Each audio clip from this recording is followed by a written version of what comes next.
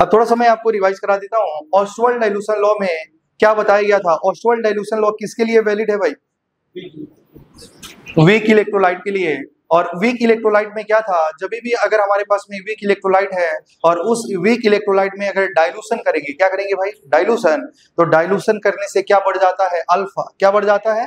Alpha. Dilution करेंगे तो alpha की वैल्यू बढ़ जाती है। किसके लिए? वीक इलेक्ट्रोलाइट के लिए। अगर हमारे पास में वीक एसिड है, डाइल्यूशन करेंगे अल्फा बढ़ जाएगा। अगर वीक बेस है, डाइल्यूशन करेंगे कंसंट्रेशन कम होगा और अल्फा की वैल्यू क्या हो जाती है? बढ़ जाती है। यही ना बताया गया था। अगर हमारे पास में वीक एसिड है भाई, क्या है बोलिए? वीक एसिड है या वीक बेस है, और वीक एसिड और वीक बेस का पीएच निकालना है, तो हमारा दिमाग में कौन सा ख्याल आएगा? कौन सा लॉ ख्याल आएगा? ऑस्टवर्ल्ड डाइल्यूशन लॉ। क्या आएगा बोलिए? ऑस्टवर्ल्ड डाइल्यूशन लॉ। अगर मान लीजिए आपको HNO2 दे दिया है और बोलेगा इसका पीएच निकालिए, अरे भाई इसका पीएच कौन सा लॉ से निकालेंगे? ऑस्टवर्ल्ड डाइल्यूशन लॉ से। और ऑस्टवर्ल्ड डाइल्यूशन लॉ में कुछ इंपॉर्टेंट बातें हैं जो आपको याद रखना पड़ेगा। बताइए के की वैल्यू क्या होती है? तो आप बोलेंगे अल्फा स्क्वायर सी होता है। और बताओ यहाँ से H+ आयन का कंसंट्रेशन क्या होता है? सी अल्फा होता है, √K × C होता है। समझ पा रहे हैं क्या? अगर हम बात करेंगे पीएच की वैल्यू क्या होती है, तो बताओ क्या लिखेंगे? पीएच की वैल्यू क्या होती है? Half pKa minus log C। और भाई होता है कि नहीं होता है? होता है। तो आपको एसिड के लिए, वीक एसिड के लिए इतना पॉइंट आपको याद होना चाहिए कि अगर हमको मान लो कोई भी दे देगा वीक एसिड, बोलेगा उसका पीएच निकालो, तो फॉर्मूला क्या होता है पीएच का? Half pKa minus log C। क्या आप समझ पा रहे हैं क्या? लेकिन अगर हमारे पास में वीक बेस है भाई, ये किसके लिए है? ये तो वीक एसिड के लिए है। अगर वीक बेस है, बताओ वीक बेस है तो उसका केवी का वैल्यू क्या हो जाता है? तो बताइए क्या बोलेंगे? अल्फा स्क्वायर सी। और बताओ यहाँ से OH माइनस साइन का कंसंट्रेशन क्या हो जाएगा? बताओ OH माइनस का, तो आप बोलेंगे C × अल्फा। तो बताओ क्या हो जाएगा? KV × C। और बताइए यहाँ से POH का वैल्यू क्या हो जाएगा? तो आप बोलेंगे half pKb minus log C। तो इतना आपको याद होना चाहिए। अगर हमारे पास में वीक एसिड है या वीक बेस है और आपको पीएच निकालना है, तो लॉ जो याद होना चाहिए वो लॉ क्या है? ऑस्टवर्ल्ड डाइल्यूशन लॉ। क्या समझ पा रहे हैं ना? क्या नाम है? ऑस्टवर्ल्ड डाइल्यूशन लॉ। तो चलिए हम आगे बढ़ते हैं। शायद यहीं तक आपको बताया गया था लास्ट क्लास में। देखिए लास्ट क्लास में हम जो पढ़ रहे थे वो यही पढ़ रहे थे। क्या समझ पा रहे हैं क्या? अब अगर हम इसमें कुछ इंपॉर्टेंट पॉइंट लिखने वाले हैं, और ध्यान दीजिएगा, यहाँ तक आपको याद होना चाहिए भाई। ठीक है, देखो इधर अगर हम बात करते हैं, देखिए यहाँ लास्ट क्लास में हम लोग ये बात कर रहे थे। अच्छा बताइए ये क्या हो रहा है? उसमें आपको अर्हेनियस कंसेप्ट भी बताया था।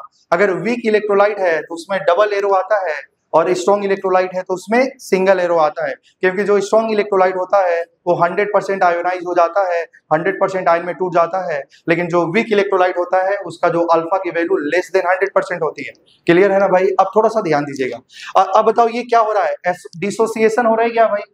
ये जो वीक एसिड है वो टूट रहा है। क्या हो रहा है भाई? टूट रहा है। मतलब ये डिसोसिएशन है। और ये डिसोसिएशन वाली रिएक्शन एक्सोथर्मिक होती है कि एंडोथर्मिक होती है? और भाई एक्सोथर्मिक होता है, एंडोथर्मिक होता है? तो आपका आंसर होगा एंडोथर्मिक होगा। क्या होगा? एंडोथर्मिक। और बताइए भाई के और केबी क्या है? तो आप बोलेंगे आयोनाइजेशन कांस्टेंट है। अरे भाई के और केबी क्या है? आयोनाइजेशन कांस्टेंट है। और वो किसके लिए डिफाइन किया गया है? वीक एसिड या वीक बेस के लिए। अरे भाई के को बोलते हैं ionization constant for weak acid, और केबी को क्या बोलते हैं? Ionization constant for weak base. क्या समझ पा रहे हैं? अरे भाई के और केबी का एक्सप्रेशन लिखा जा सकता है क्या? हाँ बिल्कुल लिखा जा सकता है। थोड़ा सा ध्यान देना। अगर मान लो कोई भी एसिड है भाई, कोई भी एसिड है, जब इसको आप पानी में डालेंगे तो ये क्या हो जाएगा? टूट जाएगा। अरे भाई क्या हो जाएगा? टूट जाएगा। और इसके लिए अगर के लिखना है तो क्या लिख सकते हैं? Concentration of acetate ion, concentration of H+ upon concentration of acetic acid. तो यही ना के का वैल्यू है भाई। एक के का मतलब ये आयोनाइजेशन इक्वेशन है। मतलब यहाँ से इसको तोड़ेंगे तो केटाइन एनायन प्रोडक्ट का कंसंट्रेशन डिवाइड बाई क्या हो जाएगा? रिएक्टेंट का कंसंट्रेशन। क्या आप समझ पा रहे हैं? तो के भी तो आराम से हम लोग क्या कर सकते हैं? लिख सकते हैं। चलिए ध्यान दीजिएगा। अब जो हम बताने वाले हैं, बताइए ये रिएक्शन कैसी है? तो आप बोलेंगे एंडोथर्मिक। इसको इसलिए बार बार नहीं लिखा जा रहा है क्योंकि आपको पहले बता दिया गया था, है ना? और आप मुझे बताना, अगर इसमें टेम्परेचर बढ़ाया जाए, क्या किया जाए? टेम्परेचर बढ़ाएंगे तो बताओ के का जो वैल्यू होगा, के या के बी, सिर्फ और सिर्फ किस बात पे डिपेंड करेगा? तो आप बोलेंगे टेम्परेचर बढ़ाने से। बताओ बताओ के और के पी सिर्फ और सिर्फ किस बात पे डिपेंड करता है? टेम्परेचर पे। किस पे डिपेंड करता है? टेम्परेचर पे। तो बताइए टेम्परेचर बढ़ाने से जो इक्विलिब्रियम कांस्टेंट होता है उसकी वैल्यू बढ़ भी सकती है, घट भी सकती है, डिपेंड करता है रिएक्शन कैसा है। टेम्परेचर बढ़ाने से किसकी हेल्प होती है, तो आप बोलेंगे एंडोथर्मिक की। किसकी होती है, एंडोथर्मिक की। और ये टेम्परेचर कैसा और रिएक्शन कैसा है, एंडोथर्मिक। कैसा है, तो अगर रिएक्शन एंडोथर्मिक है तो बताओ टेम्परेचर बढ़ाने से के का वैल्यू बढ़ेगा घटेगा, बढ़ेगा, क्योंकि रिएक्शन कौन सा डायरेक्शन में चला जाएगा, फॉरवर्ड। और जब रिएक्शन फॉरवर्ड डायरेक्शन में जाएगा तो अल्फा की वैल्यू क्या हो जाएगी, बढ़ जाएगी। अरे भाई अल्फा का वैल्यू क्या हो जाएगा, बढ़ जाएगा।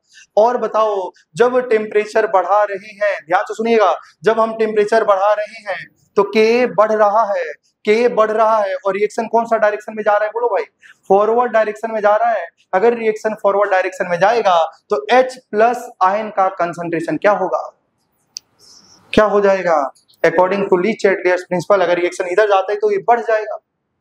तो बताओ अगर हम टेम्परेचर बढ़ाएंगे तो के बढ़ेगा, के बढ़ेगा, रिएक्शन फॉरवर्ड डायरेक्शन में जाएगा, रिएक्शन फॉरवर्ड डायरेक्शन में जाएगा तो H प्लस आयन का कंसंट्रेशन बढ़ जाएगा। और H प्लस आयन का कंसंट्रेशन बढ़ना, इसका मतलब उसकी एसिडिक स्ट्रेंथ बढ़ जाएगी। उसकी एसिडिक स्ट्रेंथ क्या हो जाएगी, बोलिए, बढ़ जाएगी। तो आप बताइएगा टेम्परेचर बढ़ाने से क्या होगा, टेम्परेचर बढ़ाने से के का वैल्यू बढ़ेगा, और के का वैल्यू बढ़ेगा तो उसकी एसिडिक स्ट्रेंथ क्या होगा, बढ़ेगा या कम होगा। अरे भाई टेम्परेचर, ध्यान देना थोड़ा सा, इधर देखो।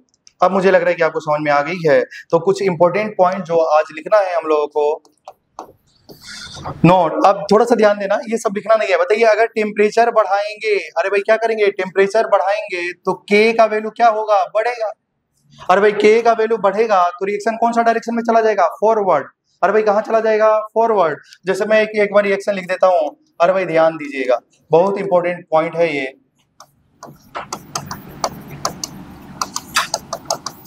ठीक है, ये देखो डिसोसिएशन इक्वेशन है वीक एसिड का, एसिटिक एसिड लिखा गया है और ये वीक इलेक्ट्रोलाइट है। और आप अगर टेम्परेचर बढ़ाएंगे तो इसका के का वैल्यू क्या होगा, बढ़ेगा, क्योंकि ये वीक एसिड के लिए क्या डिफाइन होता है, के। क्या डिफाइन होता है, के। अरे भाई के का वैल्यू लिख सकते हैं क्या, प्रोडक्ट का कंसंट्रेशन डिवाइड बाय रिएक्टेंट का कंसंट्रेशन। तो अगर आप टेम्परेचर बढ़ाएंगे, क्योंकि रिएक्शन कैसी है, एंडोथर्मिक, मतलब आयनिक इक्विलिब्रियम में सारे रिएक्शन एंडोथर्मिक होते हैं, सिर्फ एक रिएक्शन होगा जो एक्सोथर्मिक होगा, वो न्यूट्रलाइजेशन रिएक्शन होगा। क्या होगा, बोलिए, न्यूट्रलाइजेशन रिएक्शन। जब हम आगे पढ़ेंगे तो वो आएगा, लेकिन अभी तक सारे रिएक्शन हमारे कैसे होने वाले हैं, एंडोथर्मिक। मतलब तुम टेम्परेचर बढ़ाएगा तो इक्विलिब्रियम कांस्टेंट की वैल्यू बढ़ जाएगा। ठीक है, तो आपने टेम्परेचर बढ़ाया तो के का वैल्यू क्या हो गया भाई, बढ़ गया। और के बढ़ेगा तो रिएक्शन कौन सा डायरेक्शन में जाएगा, फॉरवर्ड। और फॉरवर्ड डायरेक्शन में जाएगा तो बताओ क्या हो जाएगा, H प्लस आयन का कंसंट्रेशन क्या हो जाएगा, बढ़ जाएगा। और H प्लस आयन का कंसंट्रेशन बढ़ना, इसका मतलब उसकी एसिडिक स्ट्रेंथ क्या हो जाएगी भाई, बढ़ जाएगी। तो बताइए, ध्यान दीजिएगा, अगर हम आपसे पूछेंगे कि बताइए के का वैल्यू ज्यादा होने से उसकी एसिडिक स्ट्रेंथ क्या होगा, ज्यादा होगा। अगर आपको दो एसिड दे देगा, अरे भाई क्या एसिड, दो एसिड, और उसमें के का वैल्यू दे देगा और बोलेगा बताओ दोनों में कौन ज्यादा अच्छा एसिड है, तो भाई वो एसिडिक स्ट्रेंथ उसकी अच्छी होगी जिसका के का वैल्यू ज्यादा होगा। क्या आप समझ पा रहे हैं ना भाई। अब थोड़ा सा ध्यान दीजिएगा। अच्छा बताओ पीके का वैल्यू क्या होता है, तो आप बोलेंगे माइनस लॉग ऑफ के होता है। अगर भाई के बढ़ेगा तो पीके का वैल्यू क्या हो जाएगा, क्योंकि निगेटिव साइन है। अगर के बढ़ रहा है तो पीके क्या हो जाएगा, कम। अरे भाई के बढ़ेगा तो पीके क्या हो जाएगा, कम। अरे भाई समझ पा रहे हैं क्या। तो अगर के बढ़ेगा तो पीके की वैल्यू क्या हो जाएगी, कम। मतलब जितना पीके का वैल्यू कम होगा उसकी एसिडिक स्ट्रेंथ उतनी क्या हो जाएगी, अच्छी हो जाएगी। जैसे आप थोड़ा सा ध्यान देना, पीएच इज इक्वल टू क्या होता है, minus log of H plus ion का कंसंट्रेशन। क्या आप समझ पा रहे हैं। मतलब जिस H प्लस, जिसका H प्लस आयन का कंसंट्रेशन ज्यादा होगा वो अच्छा एसिड है, जिसका H प्लस आयन का कंसंट्रेशन ज्यादा है वो अच्छा एसिड है। अगर H प्लस आयन का कंसंट्रेशन बढ़ाएंगे तो बताओ पीएच की वैल्यू बढ़ेगी या कम हो जाएगी, तो आपका आंसर इज कम हो जाएगा। अरे भाई ये जो माइनस है ना हटाइए और इधर लगा दीजिए, समझ पा रहे हैं क्या। तो अगर ये बढ़ेगा तो ये वैल्यू क्या होगी, कम हो जाएगी। अरे भाई निगेटिव में बढ़ने का मतलब कम हो जाना। क्या आप समझ पा रहे हैं। तो H प्लस आयन का कंसंट्रेशन बढ़ेगा तो पीएच की वैल्यू क्या होगी, कम होगी। और पीएच की वैल्यू कम होगी तो उसकी एसिडिक स्ट्रेंथ क्या होगी भाई, ज्यादा होगा। अगर किसी का पीएच 1 है, किसी का पीएच 2 है, कौन अच्छा एसिड है, तो जिसका पीएच कम होगा। क्या आप समझ पा रहे हैं क्या। तुम हाँ ना बोल दो, ठीक है। तो चलिए आपने क्या समझा कि जिसका के का वैल्यू ज्यादा उसका एसिडिक स्ट्रेंथ ज्यादा, या जिसका पीके का वैल्यू कम उसकी एसिडिक स्ट्रेंथ क्या होती है, ज्यादा होती है। समझ पा रहे हैं ना। या तो भाई आप ऐसे भी समझ सकते थे, जिसका H प्लस आयन का कंसंट्रेशन ज्यादा होगा तो बताओ उसका पीएच की वैल्यू क्या होगी, कम, तो बताओ उसकी एसिडिक स्ट्रेंथ क्या होगी, ज्यादा। क्या समझ पा रहे हैं। उसी प्रकार अगर बताइए केबी का वैल्यू ज्यादा होगा, किसके लिए, केबी किसके लिए डिफाइन होता है, वीक बेस के लिए। किसके लिए, वीक बेस के लिए। तो अगर केबी का वैल्यू ज्यादा होगा तो बताओ क्या हो जाएगा, इसका बेसिक स्ट्रेंथ क्या हो जाएगा भाई, बेसिक स्ट्रेंथ क्या हो जाएगा, ज्यादा हो जाएगा। अगर केबी ज्यादा है तो पीकेबी की वैल्यू क्या हो जाएगी, कम हो जाएगी। समझ पा रहे हैं ना। या आप ऐसे बोल सकते हैं OH माइनस आयन का कंसंट्रेशन जिसका ज्यादा होगा तो बताओ उसका POH की वैल्यू क्या होगी, कम, तो उसकी बेसिक स्ट्रेंथ क्या होगी, ज्यादा। क्योंकि आप लोग जानते हैं POH इज इक्वल टू क्या होता है, minus log of OH minus ion का कंसंट्रेशन। अगर ये बढ़ेगा तो ये कम ना हो जाएगा। अरे भाई एक बढ़ रही है तो दूसरी तो कम ना हो जाएगी। क्यों कम हुआ, क्योंकि कौन सा साइन था, निगेटिव साइन। क्या आप समझ पा रहे हैं भाई। तो ये आपको लिखना पड़ेगा।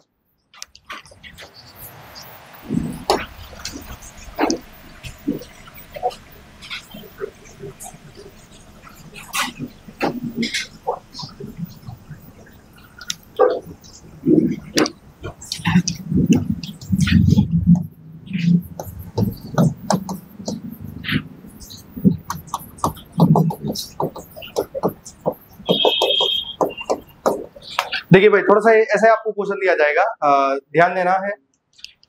दो एसिड है आपके पास, एक तो HA है दूसरा HB, और यहाँ में K का वैल्यू इतना दिया है। आपको बताना है किसकी एसिडिक स्ट्रेंथ ज्यादा होगी। और भाई दो एसिड है जिसका K का वैल्यू दिया है और बताना है किसकी एसिडिक स्ट्रेंथ अच्छी होगी। तो आप बोलेंगे जिसका K ज्यादा होगा। अरे भाई किसका K ज्यादा है, 10 की पावर -2 या 10 की पावर -5, तो आप बोलेंगे 10 की पावर -2 ज्यादा है। मतलब HA जो होगा उसकी एसिडिक स्ट्रेंथ HB के कंपेयर में ज्यादा अच्छा होगा। मतलब HA is strong acid as compare to HB।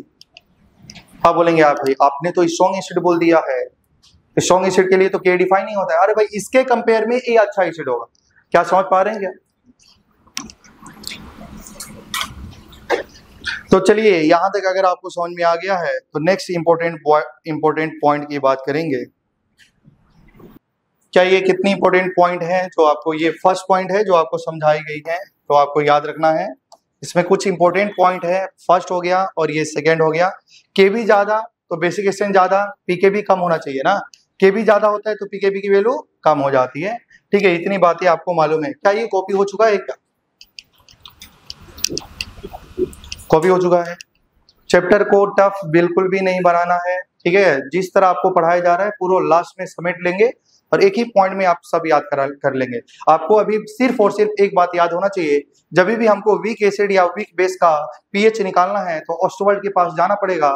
और इस ऑस्टोवर्ल्ड के पास जाने के लिए H प्लस आयन का कंसंट्रेशन क्या होता है, तो C अल्फा होता है और ब्रैकेट में क्या हो जाता है, K इंटू C हो जाता है। और पीएच का formula half PK minus log C होता है। क्लियर है ना भाई, वो फॉर्मूला आपको याद होना चाहिए।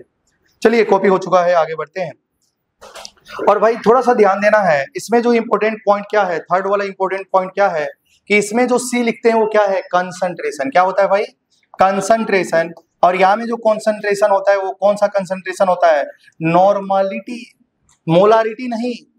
इस चैप्टर में हम लोग जो कंसंट्रेशन टर्म यूज कर रहे हैं भाई, वो कंसंट्रेशन कौन सा वाला कंसंट्रेशन है, तो आप बोलेंगे नॉर्मलिटी। वो कंसंट्रेशन कौन सी है, नॉर्मलिटी। और आप लोग जानते हैं नॉर्मलिटी और मोलारिटी में क्या रिलेशन होता है, normality is equal to molarity into valency factor. भाई क्या होता है, normality is equal to molarity into valency factor. भाई ध्यान से सुनिएगा और बताओ वैलेंसी फैक्टर निकालना आता है क्या, वैलेंसी फैक्टर निकालना आता है क्या, आता है। अगर कोई भी आयंस का वैलेंसी फैक्टर क्या होता है, जो उसका चार्ज होता है वही उसका वैलेंसी फैक्टर होता है। अरे भाई आपको रिडॉक्स रिएक्शन में वैलेंसी फैक्टर पढ़ाई गई थी। बताओ कोई भी आयंस है भाई, जैसे ऑक्सीजन -2, इसका वैलेंसी फैक्टर क्या होगा, 2 होगा। वैलेंसी फैक्टर नेगेटिव नहीं होता है, तो कोई भी एटम का जो चार्ज होता है उसका मैग्नीट्यूड ले लेना, वही उसका वैलेंसी फैक्टर हो जाता है। और एसिड के लिए वैलेंसी फैक्टर क्या है, कितने H+ रिप्लेस किए जा सकते हैं, वही उसका वैलेंसी फैक्टर होता है। बेस के लिए वैलेंसी फैक्टर क्या होता है, कितना OH- आयन होगा, वही उसका वैलेंसी फैक्टर होगा। और आपको थर्ड में बताया गया था कि अगर आपके पास सॉल्ट है और उसका वैलेंसी फैक्टर निकालना है, भाई देखो NaCl है तो जब इसको ब्रेक करेंगे तो क्या मिलेगा, Na+ और Cl-, तो total positive charge on cation या total negative charge on anion, वही उसका वैलेंसी फैक्टर होगा। फिर हमने ऑक्सीडाइजिंग एजेंट, रिड्यूसिंग एजेंट का भी वैलेंसी फैक्टर निकालना सीखे हैं। क्या आपको याद आ रहा है क्या? ठीक है भाई, थोड़ा सा ध्यान दीजिए, ये सब कुछ पढ़ाया गया, कुछ ऐसा नहीं है जो छोड़ा गया है। ठीक है, यहाँ तक आप समझ पा रहे हैं? आप लोग देखिए, कंसंट्रेशन जो दिया है वो डायरेक्टली वैल्यू नहीं पुट करना है, क्योंकि आप लोग जानते हैं कंसंट्रेशन इज इक्वल टू क्या होता है, कंसंट्रेशन बोलो या मोलारिटी बोलो, बात तो बराबर है। Concentration mole divide by volume, और मोलारिटी भी क्या होता है, मोल डिवाइड बाई वॉल्यूम। तो यहाँ में हम लोग जो कंसंट्रेशन यूज करेंगे वो कौन सा वाला कंसंट्रेशन होगा, नॉर्मलिटी वाला होगा। क्या होगा बोलिए, नॉर्मलिटी वाला होगा। फिर आपका दिमाग में ऐसे ख्याल आ रहा होगा नॉर्मलिटी वाला ही क्यों लेना है, समझ पा रहे हैं ना? तो मैं एक एक एग्जांपल से आपको समझाने की कोशिश कर रहा हूं। जैसे मान लो भाई कोई भी हमारा एक वीक एसिड है, लिखा है H2CO3, क्या लिखा है भाई, H2CO3, नाम होता है कार्बोनिक एसिड। ये स्ट्रॉन्ग नहीं है, बताइए स्ट्रॉन्ग एसिड तो कितने होते हैं, 6। कितने होते हैं, 6। सबसे स्ट्रॉन्गेस्ट एसिड क्या है, HClO4, क्या है बोलिए, HClO4। फिर क्या होगा, H2SO4, फिर क्या होगा, HNO3, फिर क्या होगा, HCl, HBr, HI। क्या समझ पा रहे हैं? इस एसिड को छोड़ के बाकी जो भी एसिड आएगा वो क्या हो जाएगा, वीक एसिड। तो बताइए इसको आपने ब्रेक करा भाई, तो यहां से आ गया 2H+ और यहां से आ गया CO3-2। क्या भाई आप यहां तक समझ पा रहे हैं क्या? अब थोड़ा सा ध्यान देना, मान लो कोई टाइम t = 0 पे इनका कंसंट्रेशन कितना था, 0 था, लेकिन इनकी कंसंट्रेशन कितनी होगी, 0 0। अरे भाई इनका C है तो इनका क्या होगा, 0 0। और बताओ इसमें से C में से C अल्फा खत्म हो गया, लेकिन अब यहाँ में कितना डिसोसिएट हो रहा है, C अल्फा, लेकिन यहाँ में अब इसका क्या बनेगा भाई, डबल बन जाएगा 2C अल्फा, और यहाँ में क्या हो जाएगा, C अल्फा। क्या समझ पा रहे हैं क्या भाई? क्योंकि इसके मोल 2 है ना, H2CO3 का जब डिसोसिएट करेंगे तो H+ के 2 मोल आएंगे, आएंगे कि नहीं आएंगे? तो ये जो डिसोसिएट हो रहा था C अल्फा, तो उसका डबल ना हो जाएगा। अब थोड़ा सा ध्यान देना, अब यहां से बताओ H+ आयन का कंसंट्रेशन कितना है, तो आप बोलेंगे 2C अल्फा। अरे भाई हो जाएगा ना ऐसे। लेकिन तुमने ऑसवाल्ड डाइल्यूशन में H+ आयन का जो कंसंट्रेशन पढ़ा था वो क्या पढ़ा था, C अल्फा। अरे भाई इसके लिए तो कॉम्प्लिकेटेड ना हो जाएगा क्वेश्चन को सॉल्व करना। तो इसलिए हम लोग यहाँ में क्या करते हैं, ये कंसंट्रेशन मतलब मोलारिटी नहीं लेते हैं, नॉर्मलिटी लेते हैं। और नॉर्मलिटी क्या होता है बच्चों, नॉर्मलिटी क्या होता है, gram equivalent divide by volume in litre.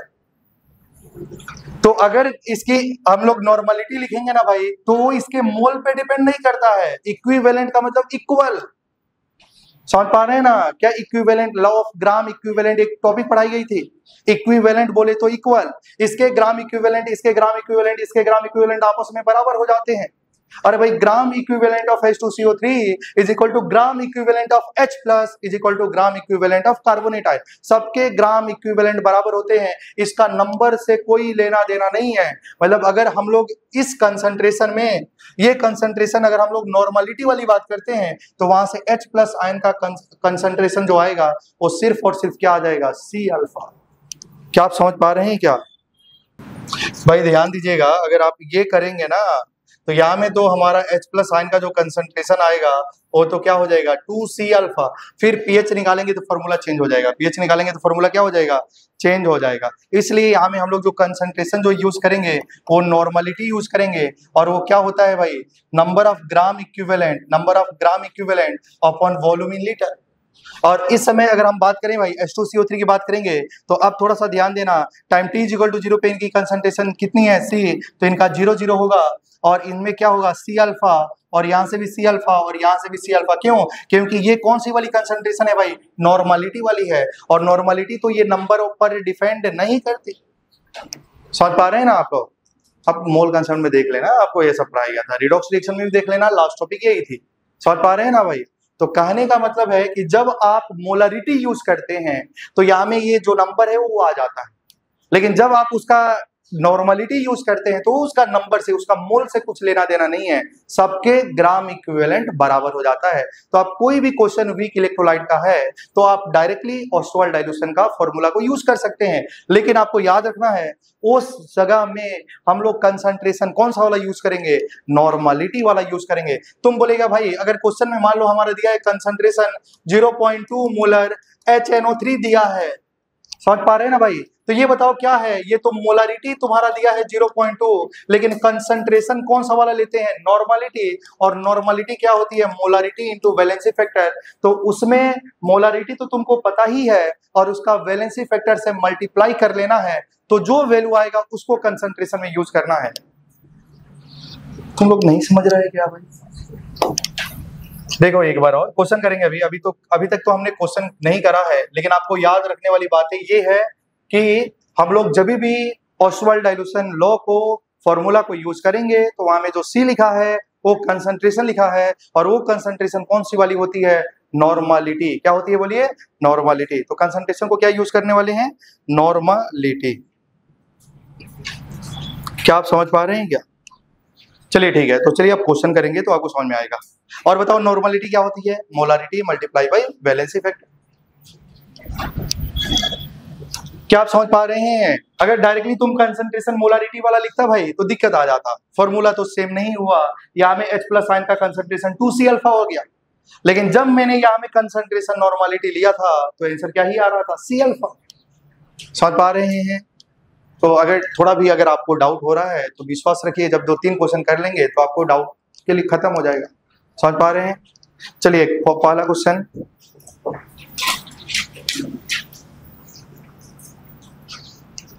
लिखिए भाई, ionization constant of HCN, ionization constant of HCN, ionization constant of HCN is 10 की power -6। Ionization constant of HCN is 10 की पावर -6। भाई क्या दिया है, HCN एसिड है कि बेस है, एसिड। कौन सा एसिड है, वीक। मतलब आयोनाइजेशन कांस्टेंट बोले तो क्या दिया है, K, और K का वैल्यू कितना है, 10 की पावर -6। फाइंड pH ऑफ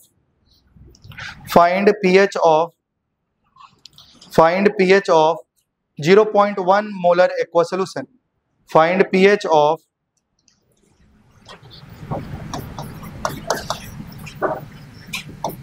बताइए भाई, 10 की पावर -6 दिया है और इसकी मोलरिटी कितनी दिया है, 0.1। अरे भाई दिया है ना। अरे भाई तुमको क्या निकालना है, pH। बोलो क्या निकालना है, pH। क्या आप यहां तक समझ पा रहे हैं क्या? तो चलिए, अगर आपको pH निकालना है तो कैसे निकालना पड़ेगा, थोड़ा सा ध्यान देंगे। अगर मान लो ये लिखा है तो अब आपको ध्यान देना, क्या H प्लस आयन का कंसंट्रेशन निकल जाएगा तो pH निकल जाएगा। और थोड़ा सा ध्यान देना भाई, H प्लस आयन का कंसंट्रेशन बताइए क्या होता है, तो आप बोलेंगे C टाइम्स अल्फा होता है कि नहीं होता है। और अल्फा को हम लोग क्या भी लिख सकते हैं, बताओ क्या इसको लिख सकते हैं, square root of Ka into C। अरे भाई लिख सकते हैं ना। तो बताओ K की वैल्यू तो डायरेक्टली दिया है और C का वैल्यू क्या ये पुट करें, नहीं। हम लोग ऑस्वाल्ड, क्योंकि ये वीक एसिड है और वीक एसिड का आपको pH निकालना है तो उससे पहले H प्लस आयन का कंसंट्रेशन निकालेंगे। और H प्लस आयन का कंसंट्रेशन निकालते समय में जो यहाँ में C होता है वो कंसंट्रेशन कौन सा वाला होता है, नॉर्मलिटी। क्या होता है बोलिए, नॉर्मलिटी। तो बताओ यहाँ में जो होगा कंसंट्रेशन कौन सा वाला लेते हैं, नॉर्मलिटी। और नॉर्मलिटी क्या होता है, molarity multiply by valency factor. अरे भाई होता है ना यहाँ में। तो बताओ मोलारिटी कितनी है, 0.1। और याद रखना HCN एसिड है तो कितना H दे सकता है, 1। तो उसकी वैलेंसी फैक्टर कितनी होगी, 1। तो इस केस में भाई जो मोलारिटी आया वही नॉर्मलिटी है। क्या समझ में आ रहा है? क्या हमेशा ऐसा होगा, नहीं। अगर वही 0.1 मोलर H2S लिख दिया होता भाई, तो बताओ इसकी मोलारिटी तो 0.1 है, लेकिन अगर नॉर्मलिटी की बात करेंगे तो molarity into valency factor, molarity तो 0.1 है और यहां से कितने H निकलेंगे, 2। तो बताओ इसकी नॉर्मलिटी तो 0.2 हो गई। और यही जो नॉर्मलिटी है वही क्या पुट करना है, कंसंट्रेशन। क्या समझ पा रहे हैं? चलिए आइए ध्यान दीजिए, बहुत सारा क्वेश्चन करेंगे, सब डाउट आपका क्लियर हो जाएगा। यहाँ तक समझ पा रहे हैं क्या? चलिए तो अब बताओ यहाँ से H प्लस आयन की कंसंट्रेशन क्या हो जाएगी, आप बोलेंगे K का वैल्यू बताओ कितना है, 10 की पावर -6। बोर्ड पे ध्यान देना भाई, 0.1 को क्या लिख सकते हैं, 10 की पावर -1। तो क्या यहाँ में बताओ क्या हो जाएगी, 10 की पावर -1। तो बताओ यहाँ से H प्लस आयन का कंसंट्रेशन जो आएगा, बताइए भाई, यहाँ से 10 की पावर -7 हो जाएगा क्या? अच्छा बताओ क्या मैं इसको ऐसे लिख सकता हूँ, ध्यान दीजिएगा क्योंकि आपको तो अप्रोक्सीमेट सॉल्व करना पड़ेगा। क्या आप इसको ऐसे लिख सकते हैं क्या, 10 की पावर -8 इंटू 10, क्योंकि 8 से तो 4 निकल जाएगा ना। तो बताओ यहाँ से H प्लस आयन का कंसंट्रेशन कितना हो जाएगा, 10 की पावर -4 इंटू √10। अरे भाई हो जाएगा ना, हो जाएगा। अच्छा बताओ √9 होती है तो वैल्यू कितनी होती है 3, और √16 होती है तो वैल्यू कितनी होती है, तो 9 है तो बताओ 10 है तो क्या 3.1 होगा कि नहीं होगा, अप्रोक्सीमेट वैल्यू। अरे भाई होगी ना, 3 से तो ज्यादा ही होगा। तो बताओ क्या लिख सकते हैं 3.1 × 10⁻⁴। ये क्या हो गया है H प्लस आयन का कंसंट्रेशन। अगर H प्लस आयन का कंसंट्रेशन इतना है तो बताओ pH क्या होता है, pH, अरे भाई y माइनस लॉग x, तो क्या लिखा जाए बोलिए 4 माइनस लॉग 3.1। अरे भाई होगा कि नहीं होगा। और log 2 की वैल्यू कितनी होती है, log 3 की वैल्यू कितनी होती है, log 3 की वैल्यू कितनी होती है 0.48। अरे भाई 3 का होता है तो 4 का कितना होगा 0.5, अप्रोक्सीमेट मान लेंगे, या 0.49 मान लो। समझ पा रहे हैं क्या आप लोग। तो जब अप्रोक्सीमेट ही सॉल्व करना है तो क्या बताओ इसका आंसर क्या हो जाएगा 3.5। अरे भाई समझ में आया है। ठीक, इंपॉर्टेंट बात यह है कि ऑस्वाल्ड डाइल्यूशन में जो C है नॉर्मलिटी यूज करना है। तो C किसके बराबर होगा, नॉर्मलिटी के बराबर होगा। नहीं तो डायरेक्ट आप वो वैल्यू डाल देंगे तो आप बोलेंगे अरे भाई आप ये भी डालेंगे तो आंसर तो सेम आएगा। तो कुछ क्वेश्चन में आएगा सेम, कुछ क्वेश्चन में आंसर नहीं आएगा। तो इसलिए सारे क्वेश्चन में आंसर सेम आने के लिए C को क्या डालना है, नॉर्मलिटी। और नॉर्मलिटी क्या होता है, molarity multiply by valency factor. देखिए find percentage ionization of acetic acid, find percentage ionization of acetic acid in its, find percentage ionization of acetic acid in its 0.2 molar aqueous solution, 0.2 molar aqueous solution, in its 0.2 molar aqueous solution if its dissociation constant is, if its dissociation constant is 2 into 10⁻⁵।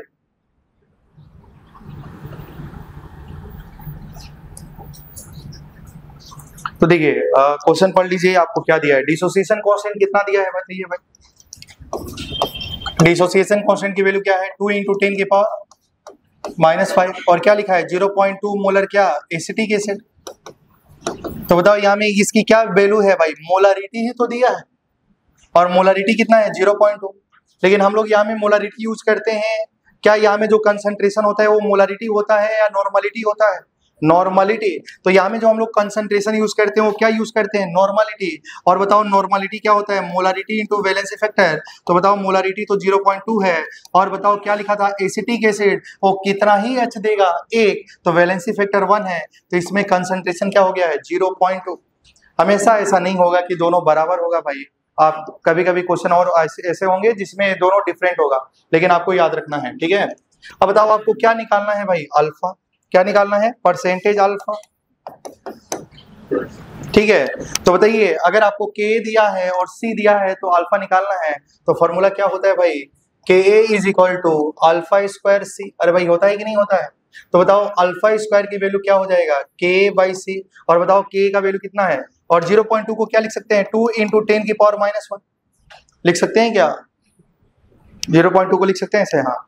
तो K का value बताइए क्या आ जाएगा, K का value है 2 into 10⁻⁵, और यहाँ में क्या हो जाएगा 2 into 10⁻⁻1, तो ये 2 से 2 कट जाएगा, तो अल्फा स्क्वायर का वैल्यू होगा 10 की पावर, देखो ये हो जाएगा -5 और ये होगा +1, तो 10⁻⁻4।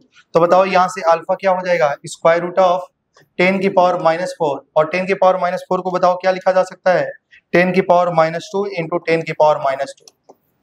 समझ पा रहे होंगे आप, डायरेक्टली निकाल दीजिए। तो बताओ अल्फा की वैल्यू क्या निकल के आई है 10⁻², लेकिन क्या पूछा है परसेंटेज अल्फा, तो इसको 100 से मल्टीप्लाई कर दो। तो परसेंटेज अल्फा क्या होगा, 10⁻² को 100 से मल्टीप्लाई करेंगे, तो बताओ इसकी वैल्यू क्या हो जाएगी 1, क्योंकि ये 10⁻² है और ये 10⁻² है। समझ पा रहे हैं।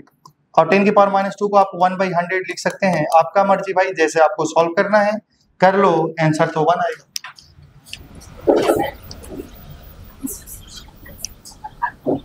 क्या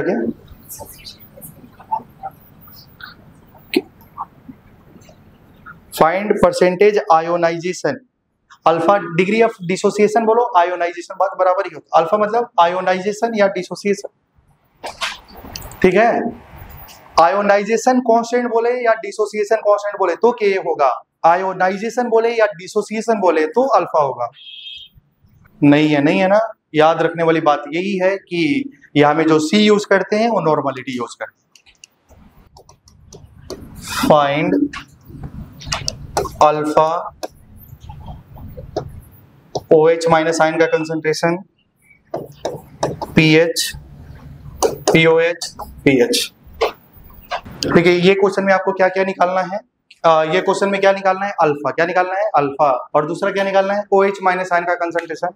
फिर क्या निकालना है, POH। उसके बाद क्या निकालना है, pH। तो ये ध्यान दीजिएगा। अरे भाई पहले ध्यान दीजिए क्या लिखा है बताओ, ये कौन सा क्या लिखा है, NH4OH एसिड है, बेस है, बेस है। कैसा बेस है, वीक बेस है। किसके पास जाएंगे, ऑस्टवाल्ड के पास। अरे भाई वीक बेस का ही तो पीएच पूछ रहा है ना। अरे भाई वीक बेस का ही क्या पूछ रहा है, पीएच। तो आप कैसे निकालेंगे, ऑस्टवाल्ड डाइल्यूशन लॉ के पास जाएंगे। और थोड़ा सा ध्यान देना भाई, क्या इसका डिसोसिएशन कांस्टेंट, अगर ये बेस है तो डिसोसिएशन कांस्टेंट के होगा या के बी होगा। तो आपका आंसर इज के बी होगा। और के बी की वैल्यू बताइए कितनी है, तो आप बोलेंगे 4 × 10⁻⁵ होगा ना भाई। और ये बताओ इसकी मोलारिटी कितनी दिया है, 0.1। तो बताओ यहाँ में जो कंसंट्रेशन सी होगा वो क्या होगा, नॉर्मलिटी। और नॉर्मलिटी क्या होता है, मोलारिटी इंटू वैलेंसी फैक्टर। और मोलारिटी इनकी कितनी है, 0.1। अरे भाई यहाँ से कितना वैलेंसी फैक्टर बताइए, कितना OH निकल सकता है, 1। तो वैलेंसी फैक्टर 1। बताओ इनका कंसंट्रेशन क्या हो जाएगा, 0.1। क्या समझ पा रहे हैं। तो चलिए सबसे पहले आप लोगों को ध्यान देना है। तो बताइए आपको क्या निकालना है, सबसे पहले अल्फा निकालना है। और अल्फा का वैल्यू बताइए क्या होता है, अल्फा इज इक्वल टू अरे भाई √K/C होता है ना। क्या भाई आप देखो, आप भूल गए होंगे, कोई बात नहीं, आप ये जानते होंगे KB is equal to α²/C होगा ना यहाँ से। तो क्या ये C को इधर भेजेंगे और रूट कर लेंगे। तो बताओ अल्फा का वैल्यू √KB/C होगा कि नहीं होगा। और C का वैल्यू को क्या 10⁻⁻1 लिखा जा सकता है। तो बताइए KB कितनी है, KB की वैल्यू कितनी है, तो आप बोलेंगे 4 × 10⁻⁵ और यहां से देखो 10⁻⁻1 और ये जब ऊपर जाएगा तो क्या बन जाएगा, 4 × 10⁻⁴। अरे भाई बन जाएगा ऐसा, क्योंकि ये जाएगा तो +1 हो जाएगा। और 4 का स्क्वायर रूट 2 और 10⁻⁴ का स्क्वायर रूट -2। स्क्वायर रूट में दिक्कत है क्या, थोड़ा सा दिक्कत हो गया है। तो देखो 4 को लिख देना 2 × 2 और 10⁻⁴ को लिख देना 10⁻² × 10⁻²। स्क्वायर रूट का मतलब होता है 2 का एक पेयर बाहर करना। समझ पा रहे हैं। क्या निकल चुका है, अल्फा। अरे भाई क्या निकल चुका है, अल्फा। अब क्या निकालेंगे, OH माइनस आयन का कंसंट्रेशन। क्या निकालना है, OH माइनस। बताइए आपको OH माइनस आयन का कंसंट्रेशन कैसे निकालेंगे, OH माइनस आयन का कंसंट्रेशन कैसे निकालेंगे। तो आप बोलेंगे कि OH माइनस आयन का कंसंट्रेशन क्या होगा, बोलिए। अरे भाई रटना होना चाहिए। क्या होता है, C टाइम्स अल्फा। होता है कि नहीं होता है, होता है। और C कितना है बताओ, यहाँ से C कितना है, 10⁻⁻1 और अल्फा कितना है बताइए, 2 × 10⁻⁻2। तो बताओ इसका आंसर क्या हो जाएगा, 2 × 10⁻⁻3। अगर बताओ भाई OH माइनस ऐसा है तो POH क्या होगा। अरे भाई POH क्या होगा, अरे भाई X × 10⁻⁻y है क्या। अगर भाई H प्लस आयन या OH माइनस आयन का कंसंट्रेशन इतना है तो POH क्या होता है, Y - log X। क्या होता है बोलो, Y - log X। Y की वैल्यू कितनी है, 3 - log 2। और बताओ log 2 की वैल्यू कितनी होती है, 3। तो बताओ इसकी वैल्यू कितनी हो जाएगी, 2.7। अरे भाई समझे क्या आप लोग। तो तुमने क्या निकाला, पीएच निकाला है, पीओएच निकाला है। अरे भाई क्या निकाला है, पीओएच। और पीएच प्लस पीओएच क्या होता है, 14। क्या आप समझ पा रहे हैं क्या। तो नेक्स्ट जो होगा, तो पीएच प्लस पीओएच कितना होता है, 14 होता है। तो बताइए यहाँ से पीएच की वैल्यू क्या होगी, 14 माइनस पीओएच। तो बताओ 14 माइनस 2.7 आंसर कितना आ जाएगा, कर लेना।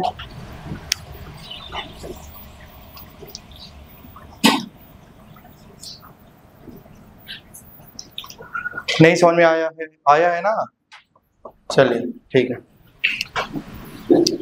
चलिए तो डाउट होना ही नहीं चाहिए। हम लोग जो कैलकुलेट कर रहे हैं और उसमें तो एक तो वीक एसिड के लिए फॉर्मूला इस्तेमाल कर रहे हैं और एक बार स्ट्रॉन्ग एक बार वीक एसिड के लिए, एक बार वीक बेस के लिए।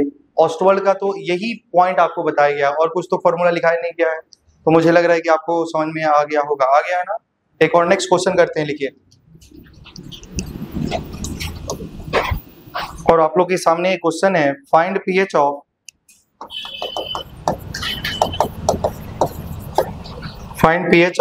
0.001 मोलर H2S solution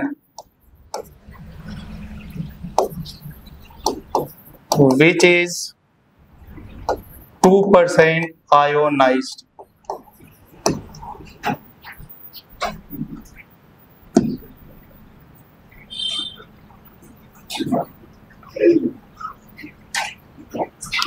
अच्छा, 2% आयोनाइज मतलब आयोनाइजेशन कांस्टेंट नहीं, आयोनाइज वो खत्म हो रहा है, अल्फा दिया है। क्या दिया है?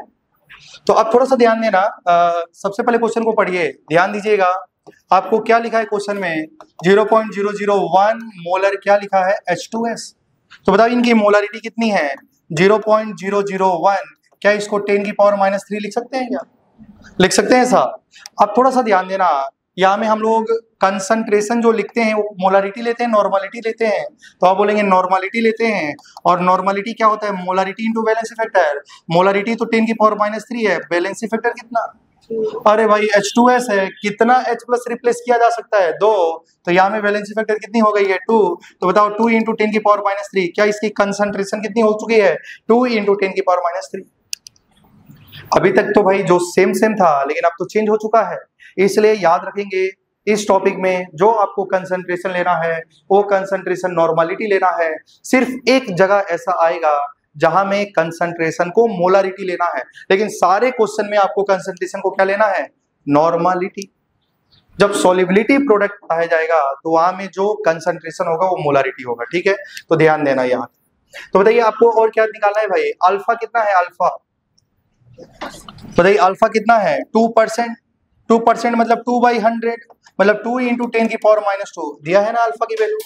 अरे भाई परसेंटेज आयोनाइज मतलब अल्फा 2% आयोनाइज हो जा रहा है, मतलब अल्फा है 2% और 2% को 2/100 लिख सकते हैं, मतलब 2 इंटू 10 की पावर -2 अल्फा है। और बताओ क्या निकालना है? पीएच। क्या निकालना है? पीएच। पीएच निकालने के लिए पहले क्या निकालना पड़ेगा? H प्लस आयन का कंसंट्रेशन। क्या समझ पा रहे हैं? तो बताइए H प्लस आयन का कंसंट्रेशन क्या हो जाएगा? तो आप बोलेंगे H प्लस आयन का कंसंट्रेशन बताइए क्या हो जाता है? पहले बताओ क्या होता है? C alpha. पहले क्या होता है? C alpha. अगर मान लो C है, अल्फा है, तो ये फॉर्मूला से हो जाएगा। अगर K C दिया होता तो square root of K into C हो जाता। क्या समझ पा रहे हैं? तो बताओ C की वैल्यू कितनी है? तो 2 इंटू 10 की पावर -3 है, और अल्फा का वैल्यू कितना है? 2 इंटू 10 की पावर -2 है। तो बताओ आंसर क्या हो जाएगा? 4 इंटू 10 की पावर -5 हो जाएगा कि नहीं? तो ये क्या है? H प्लस आयन का कंसंट्रेशन। अगर H प्लस आयन का कंसंट्रेशन दिया है तो pH कैसे निकालते हैं? बोलिए। 5 माइनस लॉग, बोलो जल्दी से भाई, 5 माइनस, हाँ, और लॉग 4 की वैल्यू 0.6। तो आंसर क्या आ जाएगा? 4.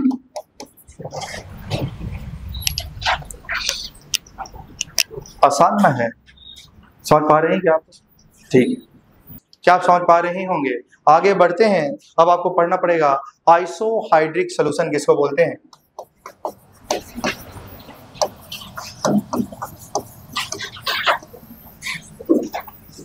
आइसोहाइड्रिक सॉल्यूशन, देखो आइसो का मतलब सेम, हाइड्रिक का मतलब ऐसे सॉल्यूशन जिसमें H प्लस आयन का कंसंट्रेशन क्या होता है? सेम होता है। ऐसे सॉल्यूशन जिसमें H प्लस आयन का कंसंट्रेशन बराबर होता है, सेम होता है, उसको बोलते हैं आइसोहाइड्रिक सॉल्यूशन। समझ पा रहे हैं ना भाई? अगर मान लो हमारे पास में 2 सॉल्यूशन है, 2 एसिड है भाई, और दोनों एसिड में यहाँ में H प्लस आयन का जो कंसंट्रेशन है और यहाँ में भी H प्लस आयन का कंसंट्रेशन है, अगर वो बराबर हो जाएगा तो क्या बोल दिया जाएगा? Isohydric solution. क्या समझ पा रहे हैं ना भाई? तो बताइए आइसोहाइड्रिक सॉल्यूशन में क्या होता है?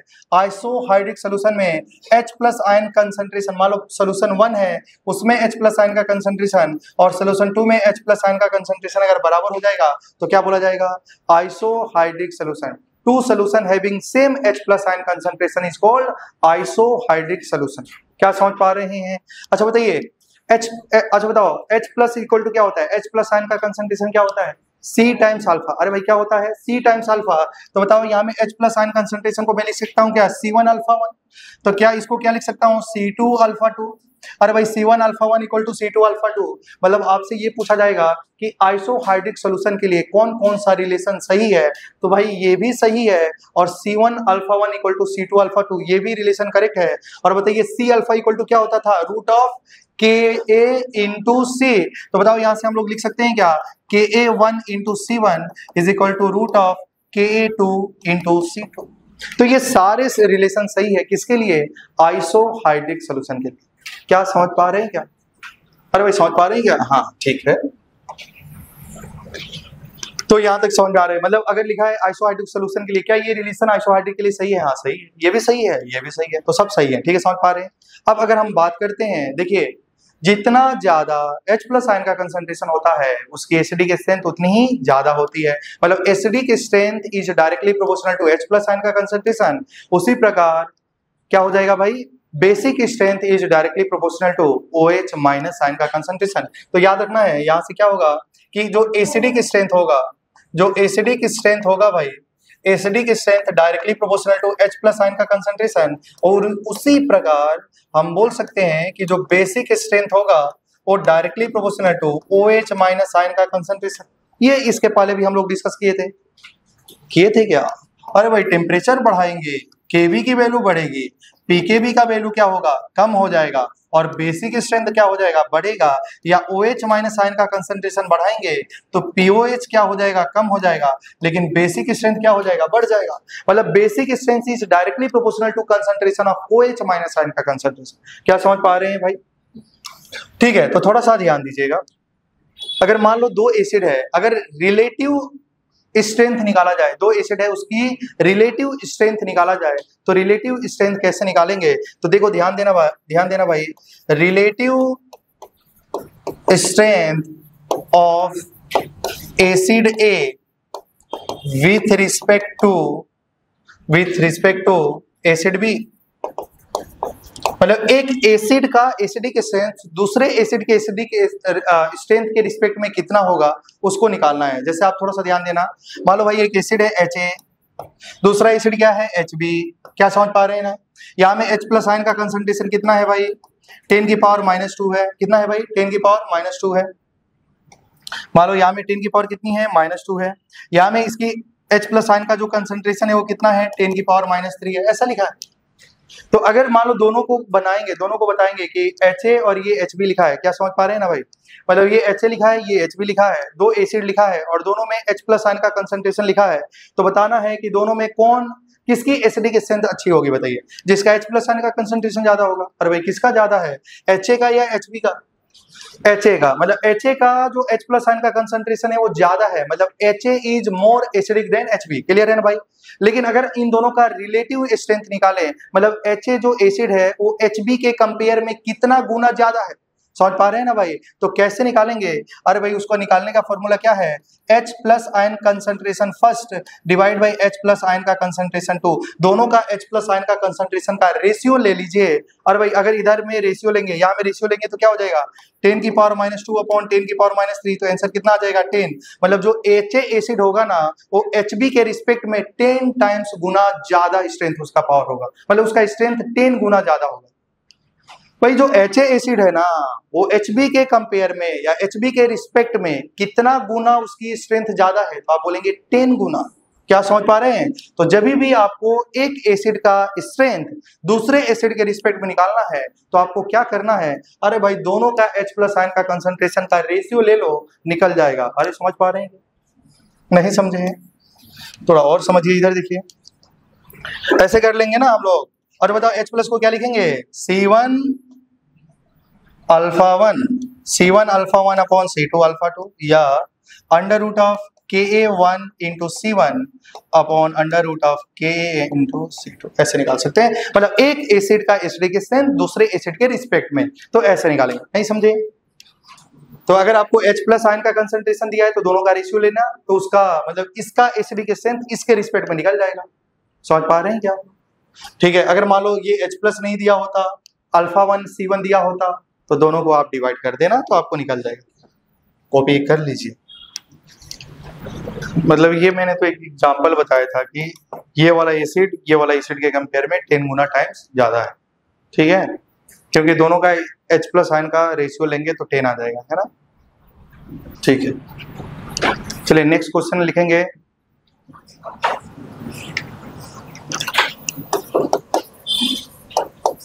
Which acid is most acidic?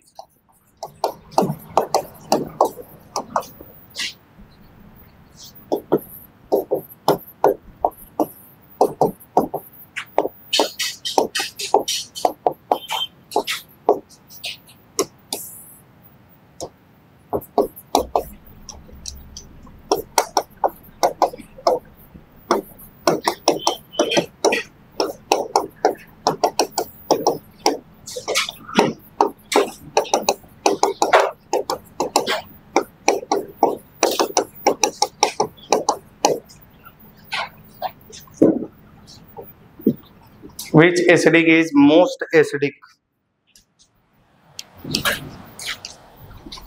कौन सा वाला, कौन ज्यादा मोस्ट एसिडिक कौन है?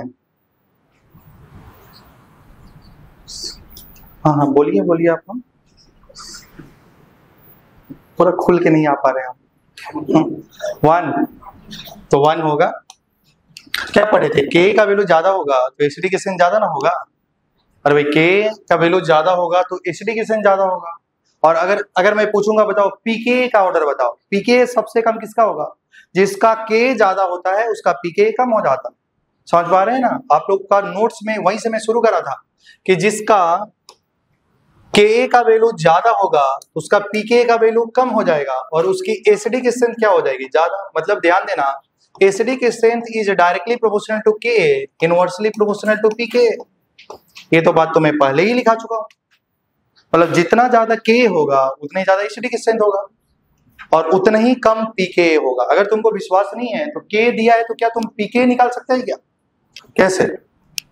और भाई के दिया है तो इसका पीके क्या होगा? 2 - log 2, इसका क्या होगा? 3, इसका क्या होगा? 5 - log 4 और इसका क्या होगा? 6 - log 5। तो आप निकाल के देखने ना, लिस्ट जो आएगा पीके वो किसका आएगा? ए ऑप्शन का आएगा, तो अच्छा एसिडिक होगा। तो चलिए ठीक है, नेक्स्ट में फैक्टर अफेक्टिंग अल्फा। जो अल्फा होता है ना भाई, अल्फा बोले तो डिग्री ऑफ डिसोसिएशन या डिग्री ऑफ आयोनाइजेशन, कितना बात पे अफेक्ट होता है।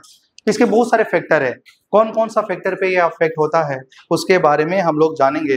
तो पहला होता है नेचर ऑफ इलेक्ट्रोलाइट। क्या होता है भाई? पहला नेचर ऑफ इलेक्ट्रोलाइट। इलेक्ट्रोलाइट का नेचर कैसा है उस बात पे भी अल्फा डिपेंड करता है। आप सोच के देखो, अगर मान लो ये कंटेनर है भाई और आपने इसमें NaCl डाल दिया और एक दूसरा कंटेनर है भाई और आप इसमें एसिटिक एसिड डाल दिए, समझ पा रहे हैं ना, दोनों इलेक्ट्रोलाइट में अल्फा की वैल्यू अलग अलग होगी। क्योंकि बताओ ये क्या है? आप बोलेंगे स्ट्रॉन्ग इलेक्ट्रोलाइट है। अरे भाई एसिड है बेस है, अरे भाई NaCl एसिड है बेस है, सॉल्ट है, और सारे सॉल्ट कैसे होते हैं? Strong electrolyte. और स्ट्रॉन्ग इलेक्ट्रोलाइट का अल्फा कितना होता है? तो आप बोलेंगे 100% या 1 बोलेंगे, है कि नहीं?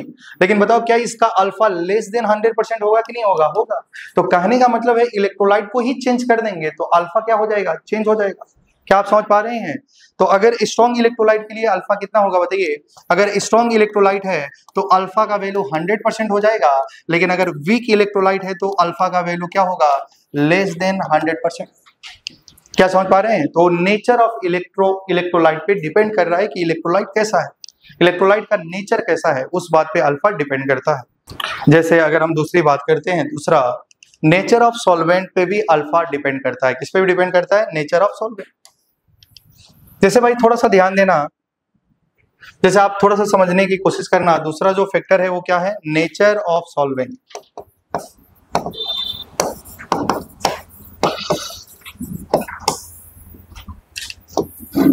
देखिए जैसे कि अगर हम लेते हैं HCl लिखा है भाई, क्या लिखा है? HCl। और आपको मालूम है HCl कैसा होता है? स्ट्रॉन्ग इलेक्ट्रोलाइट है। कैसा है? Strong electrolyte. अब आपने इसको HCl बताओ पोलर है नॉन पोलर है? पर भाई ध्यान देना, HCl पोलर है नॉन पोलर है? पोलर है। और भाई HCl क्या है? पोलर है नॉन पोलर है? तो आप बोलेंगे पोलर है।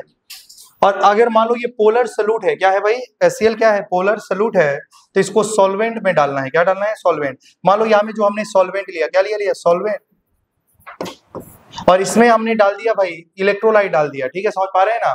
तो मान लो हमने यहाँ में डाल दिया HCl, और HCl कैसा होता है, स्ट्रॉन्ग इलेक्ट्रोलाइट, और HCl कैसा भी है, पोलर। तो आप लोग जानते होंगे लाइक डिजोल्व लाइक, अगर पोलर सॉल्यूट है तो पोलर सॉल्वेंट में ही डिजोल्व होगा, है कि नहीं।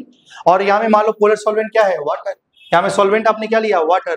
और बताओ वाटर पोलर होता है कि नहीं होता है, होता है। अरे भाई होता है कि नहीं होता है, होता है। तो बताइए HCl इसमें डिजोल्व हो जाएगा कि नहीं हो जाएगा, हो जाएगा। क्या आप समझ पा रहे हैं। तो मैं बोलूंगा, बताइए HCl वाटर में एसिडिक, मतलब क्या, अगर मान लो HCl है और इसको पानी में डाल दिया जाए, करंट फ्लो करेगा कि नहीं करेगा, करेगा, क्योंकि वो 100% आयन में टूट जाएगा, और आयंस मूव करेंगे तो करंट फ्लो करेगा। समझ पा रहे होंगे आप लोग, इलेक्ट्रोकेमिस्ट्री में पढ़ाया गया था। अगर सोल्यूशन में जो आयंस है तो आयंस का वजह से करंट फ्लो होता है कि नहीं। तो उसको हम लोग कंडक्टर बोलते थे, है कि नहीं। 4 प्रकार का कंडक्टर बताया गया था, वो भूल गए होंगे कौन कौन सा था। 4 प्रकार का कंडक्टर, टोटल 6 होता था, जिसमें रेजिस्टेंस वाला 2 टर्म था, तो हटा दीजिए, तो 4 कंडक्टेंस होता था। क्या क्या बोलिए, एक तो कंडक्टेंस, और एक स्पेसिफिक कंडक्टेंस या कंडक्टिविटी, क्या बोलेंगे, लैम्डा एम, लैम्डा इक्विवेलेंट। बताइए डाइल्यूशन करने से एक तो कम हो जाता है, बाकी बढ़ जाता है, कौन, के तो कम हो जाता है, बाकी बढ़ जाता है। फिर मैं बोला कि अगर इनफाइनाइट डाइल्यूशन करेंगे तो ये मोलर कंडक्टेंस बढ़ते बढ़ते एक मैक्सिमम वैल्यू तक जाएगा, उसका क्या नाम था, लिमिटिंग मोलर कंडक्टेंस, है कि नहीं। इस पे 2 लोग काम करते थे, है कि नहीं, डीवाई और कोलर्सेस लॉ, ऐसा नाम था, है कि नहीं। फिर इसमें डीवाई तो किसके लिए वैलिड था, कुछ याद नहीं आ रही है, स्ट्रॉन्ग इलेक्ट्रोलाइट के लिए, किसके लिए, स्ट्रॉन्ग इलेक्ट्रोलाइट के लिए। और जो हमारा कोलर्सेस लॉ था वो दोनों के लिए वैलिड था, वीक के लिए और स्ट्रॉन्ग के लिए। उस लॉ से क्या 3 एप्लीकेशन करते थे, अरे अल्फा निकालते थे, के निकालते थे, और कोई भी वीक इलेक्ट्रोलाइट का लिमिटिंग मोलर कंडक्टेंस निकालते थे। अगर 3 इक्वेशन गिवन है, चौथा इक्वेशन का लैम्डा एम फाइंड आउट करते थे। क्या होगा आप लोग का, ठीक है, इधर देखिए, सब कुछ भूल जाते हैं आप लोग। देखिए इधर देखिए भाई, अगर हम बात कर रहे हैं, मान लो यहाँ में वाटर है, क्या है बोलिए, वाटर, यहाँ में वाटर है और HCl को डाल देंगे, तो यहाँ में वाटर क्या करेगा, HCl को डिसॉल्व कर देगा। क्यों, क्योंकि वाटर का डाई इलेक्ट्रिक कांस्टेंट सबसे ज्यादा होता है। मतलब ये सॉल्वेंट पोलर है, क्योंकि ये पोलर है तो सॉल्वेंट को क्या होना होगा, पोलर होना पड़ेगा, तभी लाइक डिसॉल्व लाइक हो जाएगा। तो बताओ ये वाटर पोलर है, उसको कैसे मेजर किया जाए, पोलरिटी को मेजर करने के लिए क्या बनाया गया, डाई इलेक्ट्रिक कांस्टेंट। मतलब जिसकी डाई इलेक्ट्रिक कांस्टेंट की वैल्यू सबसे ज्यादा होती है, उसकी पोलैरिटी ज्यादा होती है। क्या ज्यादा होती है, पोलैरिटी ज्यादा होती है। समझ पा रहे हैं ना, मतलब वो उसमें डिसोसिएट हो जाएगा। कहने का ये मतलब है कि अगर मान लो डाई इलेक्ट्रिक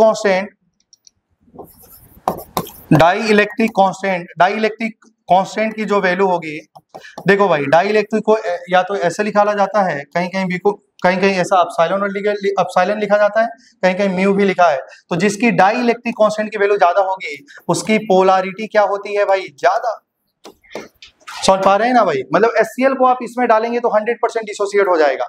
समझ पा रहे हैं ना। और जिसकी पोलैरिटी ज्यादा होती है, उसका अल्फा की वैल्यू क्या हो जाती है, बढ़ जाती है। अरे भाई ये तो डिजोल्व ना हो जाएगा इसके अंदर में।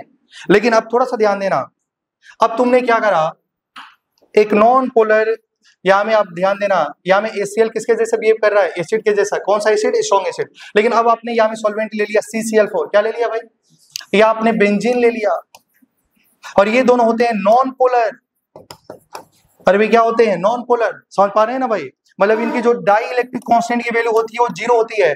डाई इलेक्ट्रिक कांस्टेंट की वैल्यू सबसे ज्यादा किसकी होती है, तो आंसर इज वाटर की, और वाटर का वैल्यू होता है 81। उसकी डाई इलेक्ट्रिक कांस्टेंट की वैल्यू कितनी होती है, 81। कहीं कहीं बुकों में 82 लिखा है, 81 होता है। क्या आप समझ पा रहे हैं, अब ध्यान देना। अब HCl को तुमने पानी में डाला, अरे भाई HCl को पानी में नहीं, किसमें डाला, CCl4 में। तो क्या ये सॉल्वेंट नॉन पोलर है और ये कैसा है, पोलर, क्या एक दूसरे में मिलेगा, नहीं। तो याद रखना उस सोल्यूशन में HCl एसिड का जैसे बिहेव नहीं करेगा। अरे भाई H+ देगा ही नहीं। समझ पा रहे हैं। तो क्वेश्चन ये पूछा जाएगा कि HCl कौन सा सोल्यूशन में एसिड का जैसा बिहेव नहीं कर रहा है। तो भाई ध्यान देना, HCl उस सोल्यूशन में एसिड का जैसा बिहेव नहीं करेगा, किसमें, नॉन पोलर सॉल्वेंट। क्या समझ पा रहे हैं भाई, अगर नॉन पोलर सॉल्वेंट में वो H+ देगा ही नहीं, अरे भाई डिसोसिएट ही नहीं होगा, तो क्या होगा, करंट फ्लो करेगा, नहीं करेगा। क्या आप समझ पा रहे हैं? तो याद रखना है, सॉल्वेंट को चेंज कर देंगे तो HCl, सॉल्वेंट को आपने चेंज कर दिया तो यहां में दोनों में अल्फा की वैल्यू भी क्या हो गई, चेंज हो गई। क्या आप समझ पा रहे हैं? एक बार HCl तो गुड कंडक्टर ऑफ इलेक्ट्रिसिटी हो रहा है वाटर में, और वही वाटर के जगह में दूसरा सॉल्वेंट यूज किया गया तो HCl ना एसिड ही नहीं है। और भाई एसिड का प्रॉपर्टी है जो H+ देता है, लेकिन ये HCl है, लेकिन तुमने इसको बेंजीन में डाल दिया तो ये H+ देगा ही नहीं। मतलब HCl बेंजीन में, मतलब HCl बेंजीन में एसिड नहीं है, एसिड का जैसा बिहेव नहीं करेगा। तो HCl कौन सा सॉल्यूशन में एसिड का जैसा बिहेव नहीं कर रहा है? अरे भाई CCl4 में और बेंजीन में। भाई अगर वो एसिड होगा तो क्या देगा, H+, लेकिन वो दोनों सॉल्वेंट में वो क्या नहीं दे रहा है, H+ दे नहीं रहा है, इसलिए बताइए, ध्यान दीजिएगा। तो क्या हो जाएगा, वो एसिड नहीं होगा। तो क्वेश्चन ये पूछा जाएगा कि कोई भी एसिड ले लेगा, कौन सा सॉल्वेंट में वो एसिड है और कौन सा सॉल्वेंट में वो एसिड नहीं है, तो आप ऐसे बता सकते हैं। तो ये क्वेश्चन एक आ सकता है, तो आप बता लेना। क्योंकि भाई HCl को जब आप CCl4 में डालेंगे तो आयोनाइज ही नहीं होगा। आयोनाइज होगा नहीं, लेकिन जब आप HCl को पानी में डालेंगे तो 100% आयोनाइज हो जाएगा, तो उसकी अल्फा की वैल्यू क्या हो रही है, बढ़ रही है। लेकिन आप CCl4 में डालेंगे, CCl4 में आपने HCl को डाला, आयोनाइज ही नहीं हुआ, समझ पा रहे हैं ना, H+ ही नहीं मिलेगा, तो समझ पा रहे हैं, तो उस समय उसकी अल्फा की वैल्यू क्या होगी, अलग होगी। तो सॉल्वेंट को चेंज करने से अल्फा की वैल्यू क्या हो जाती है, चेंज हो जाती है। नहीं समझ में आया है? समझ में आया है। तो मतलब जिसकी, भाई ध्यान से सुनना, जिसकी पोलैरिटी ज्यादा होती है उसकी अल्फा की वैल्यू ज्यादा होती है। क्या समझ पा गए, समझ में आया होगा? तो बताओ HCl कौन सा, HCl कौन सा सॉल्वेंट में एसिड का जैसा बिहेव नहीं करेगा? तो आप बोलना नॉन पोलर सॉल्वेंट में। किसमें? Non polar solvent. तो ये क्वेश्चन आ सकता है, समझ पा रहे होंगे आप लोग। अच्छा आप थोड़ा सा ध्यान देना,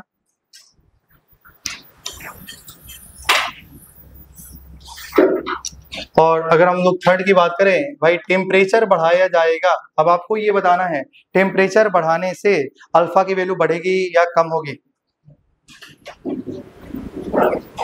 अल्फा की वैल्यू बढ़ेगी कम होगी? अल्फा का वैल्यू बढ़ेगा कम होगा? खुद से नहीं बोलना है, समझ के बोलना है। भाई ये क्या है, मान लो कोई भी एसिड एग्जांपल ले लेना, मान लो ये जो एग्जांपल है, ऐसा कॉपी नहीं करना, एग्जांपल तो कॉपी नहीं करना भाई, है कि नहीं? तो बताओ यहां से जब टेम्परेचर बढ़ाएंगे तो रिएक्शन कौन सा डायरेक्शन में जाएगा, फॉरवर्ड। अब फॉरवर्ड जाएगा तो क्या बढ़ेगा, अल्फा। तो टेम्परेचर बढ़ेगा तो अल्फा भी बढ़ जाता है। क्या समझ पा रहे हैं? क्योंकि देखो ध्यान देना, क्योंकि ये मैक्सिमम रिएक्शन कैसी है, एंडो। अरे भाई मैक्सिमम रिएक्शन कैसी है, एंडो।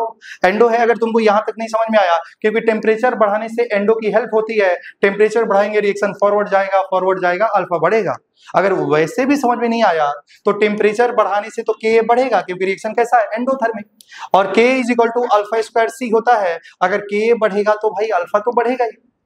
समझ पा रहे हैं ना? तो आप ऐसे तो समझ ही गए होंगे भाई कि अगर रिएक्शन फॉरवर्ड जाएगा तो टेम्परेचर बढ़ाने से अल्फा की वैल्यू बढ़ेगी। क्या यहाँ तक किसी को डाउट नहीं है? अगर हम बात करें भाई, चलिए जल्दी से, डाइल्यूशन करने से क्या होगा? अरे भाई डाइल्यूशन करने से क्या होगा? तो भाई ऑस्टवाल्ड डाइल्यूशन का तुमको स्टेटमेंट ही याद नहीं है। अरे भाई वीक इलेक्ट्रोलाइट का डाइल्यूशन करते हैं तो अल्फा क्या होता है, बढ़ता है। याददाश्त कमजोर है आप लोगों की। तो डाइल्यूशन करने से बताइए अल्फा की वैल्यू क्या होती है, बढ़ती है।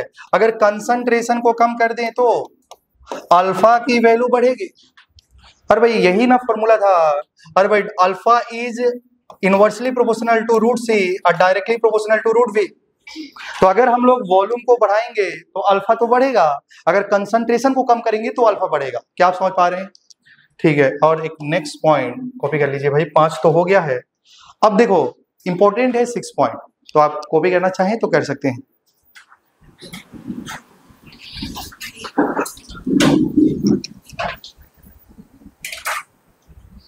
तो यहां से हम लोग का फॉर्मूला क्या था, देखो भाई, alpha is directly proportional to root C, directly proportional to root B. तो अब थोड़ा सा ध्यान देना भाई, अगर अल्फा का रिलेशन कंसंट्रेशन के साथ में निकाला जाए, या अल्फा का रिलेशन वॉल्यूम के साथ में निकाला जाए, तो हम लोग लिख सकते हैं क्या कि जो अल्फा 1 अपॉन अल्फा 2 होगा वो square root of C2 by C1 होगा। अरे भाई लिख सकते हैं क्या, क्योंकि अल्फा स्क्वायर रूट ऑफ सी के इनवर्सली है, तो ऐसा लिखा जा सकता है। अगर ये अल्फा 1 है तो C1 को यहाँ में होना पड़ेगा। और बताओ इसको क्या लिखा जा सकता है, रूट ऑफ, क्या लिख सकते हैं, V1 अपॉन V2। तो ये ऐसा टाइप का क्वेश्चन मैं आपको सॉल्व कराऊंगा।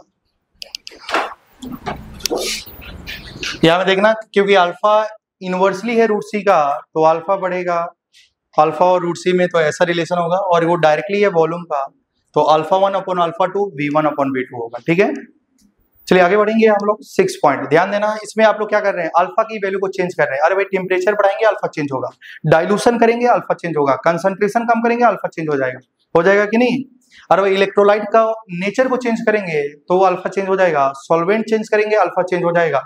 अब जो 6 फैक्टर होता है, प्रेजेंस ऑफ अदर स्पेसीज, थोड़ा सा ध्यान देना, क्या कॉपी हो चुका है क्या लास्ट में? ठीक है, लास्ट में भी कॉपी हो चुका है। 6 में देखो भाई,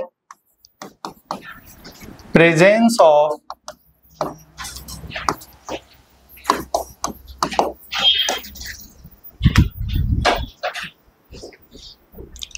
तो इसमें दो हमारा इफेक्ट होता है, पहला होता है कॉमन आयन इफेक्ट,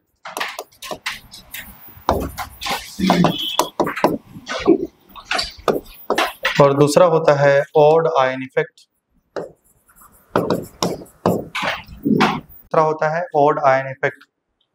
पहले कॉपी मत करो, सॉरी, पहले समझेंगे उसके बाद कॉपी करेंगे। ठीक है, तो यहाँ में ध्यान दीजिएगा।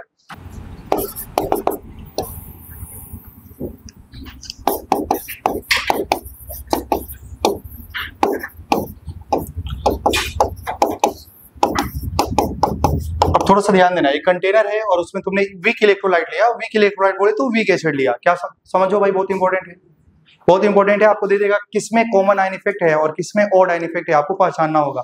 ध्यान दीजिए, इंपॉर्टेंट है।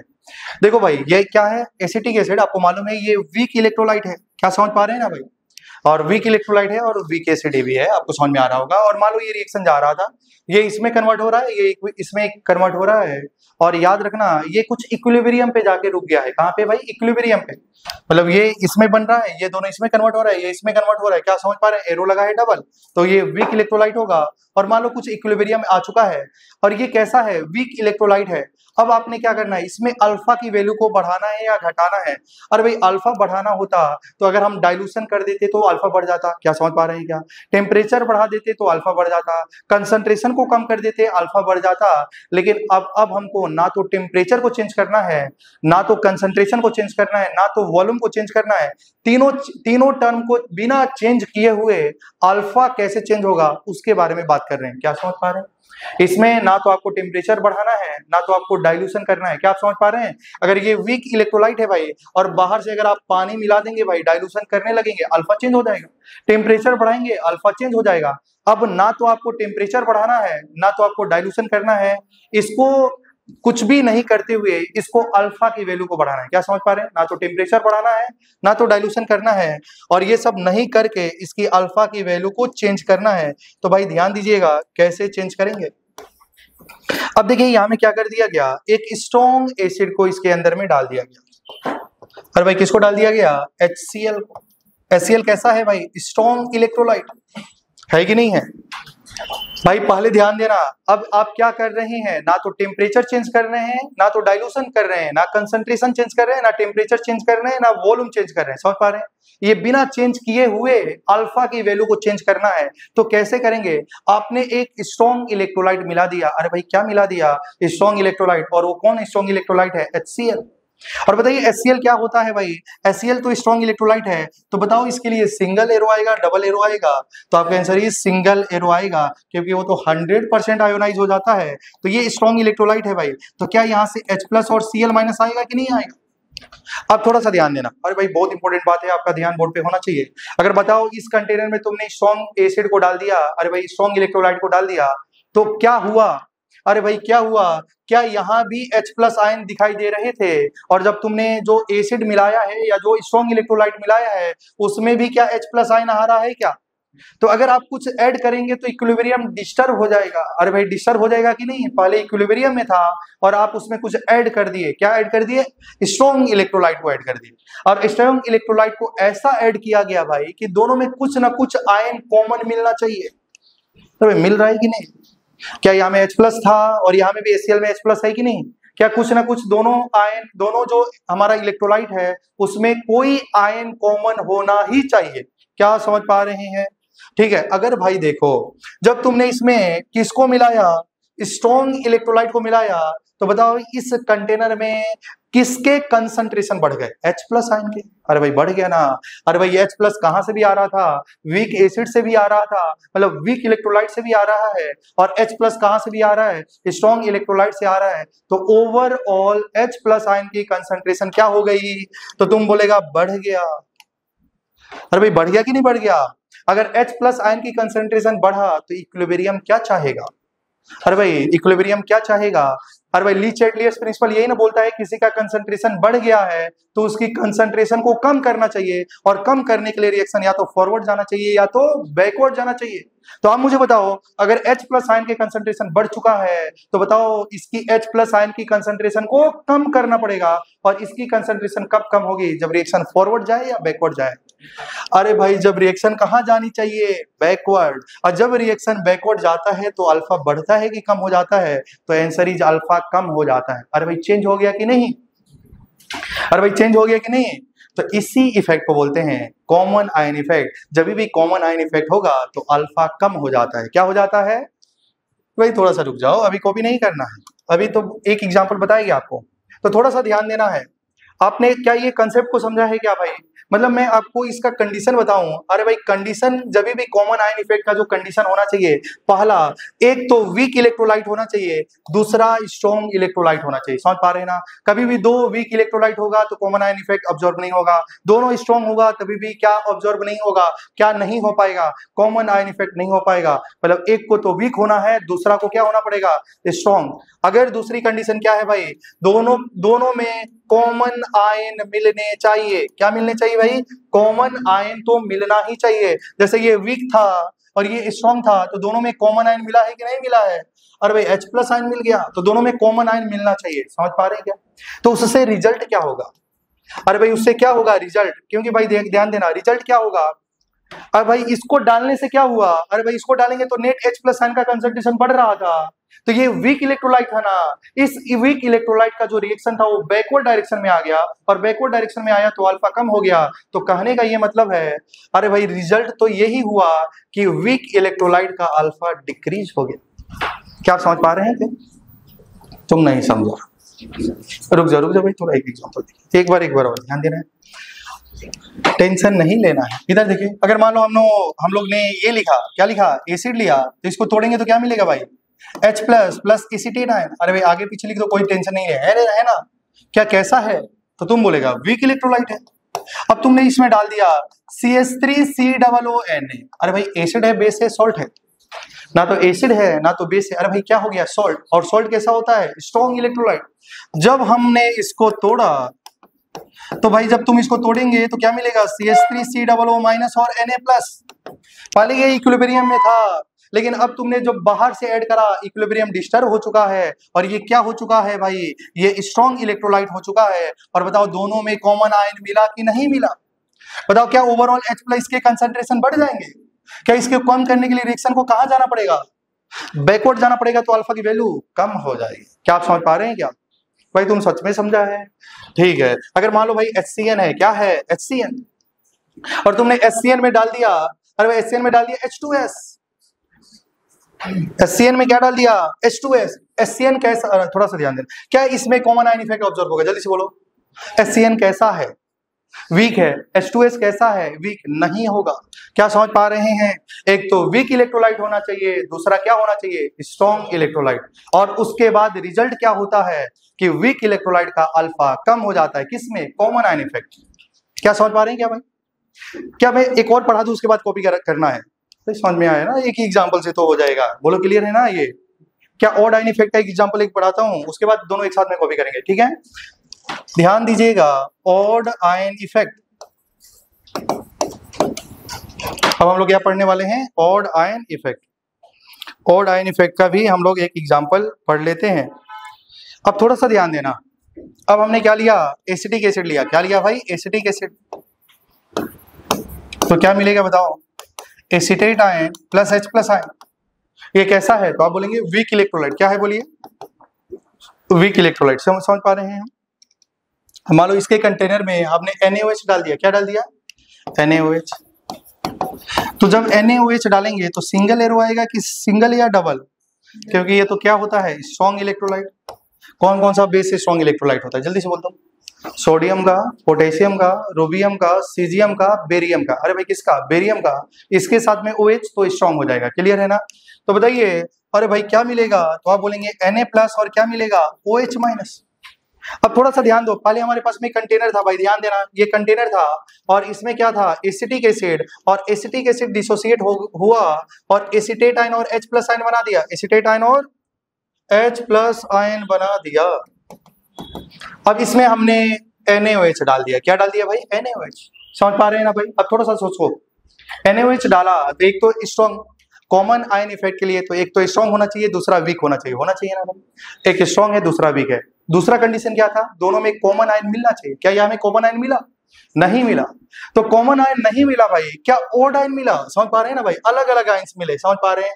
तो यहाँ में हमको सिर्फ और सिर्फ एक केस पढ़ना है, अरे भाई जिसमें जो ओड आयन होना चाहिए ना, वो H+ या OH आयन होना चाहिए। क्या होना चाहिए भाई, H+ या OH आयन होना चाहिए। भाई देखो ये H+ और OH- आयन आपस में कंबाइन करके पानी बना देंगे, क्या बना देंगे, पानी। अरे भाई देखो, जब तुम इसमें डालेगा तो ये तो 100% डिसोसिएट हो जाएगा, Na+ और OH- में, और यहाँ में क्या था, H+। तो H और OH- आपस में कंबाइन करके क्या बना देगा, पानी।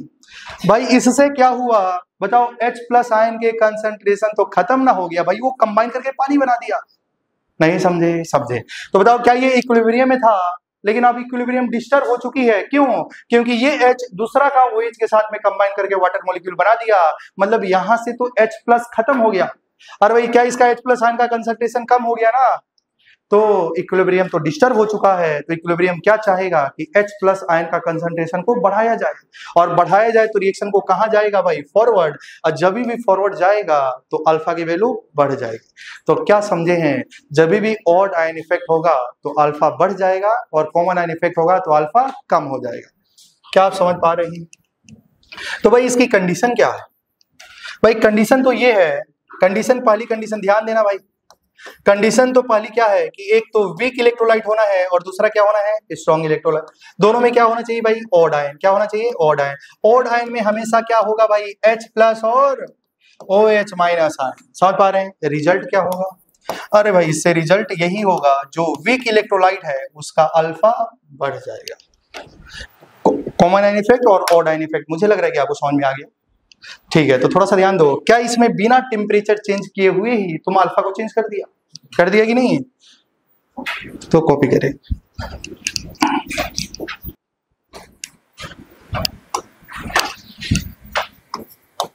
Percentage ionization, percentage ionization of HNO2 can be decrease by adding